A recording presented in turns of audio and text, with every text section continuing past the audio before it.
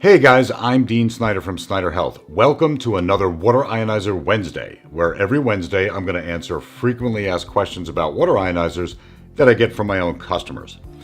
Today's question is, what does the Purify or filtered button do on a water ionizer? The machine you see in front of me is my Alkaviva Vesta H2 water ionizer, and as you can see on the face of the machine, there's a button that's labeled Purify. So that's the question. What the heck is this button for? In order for me to answer that question, let me just take a second to quickly explain how a water ionizer actually works. Your water ionizer is going to be hooked up to a water source, like a faucet diverter at the end of your kitchen faucet, or maybe attached directly to your cold water main under your sink. When you turn the machine on or open the valve on the front of the unit, water is first going to flow through the internal filter, or in the case of the Alkaviva H2 series machines, the water will go through two filters. The filters will remove most of the contaminants found in your tap water. After the water is filtered, it will go through a process of ionization.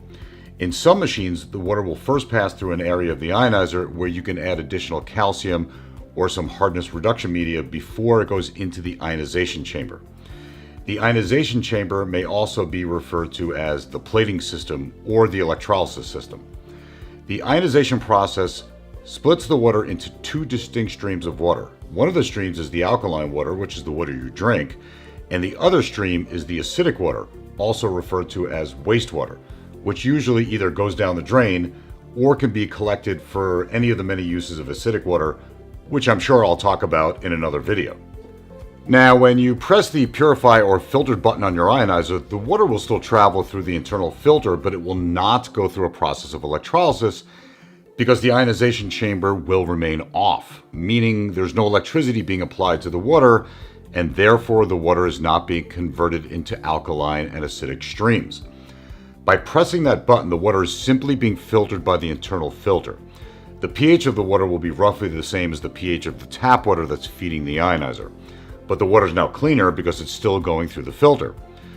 So in other words, hitting that button gives you filtered water only and not alkaline water. Now you might ask, why would I want my water to be filtered only and not alkaline? Although the main function of a water ionizer is to create that high pH alkaline drinking water, there may be some times where you want your water only to be filtered and not ionized.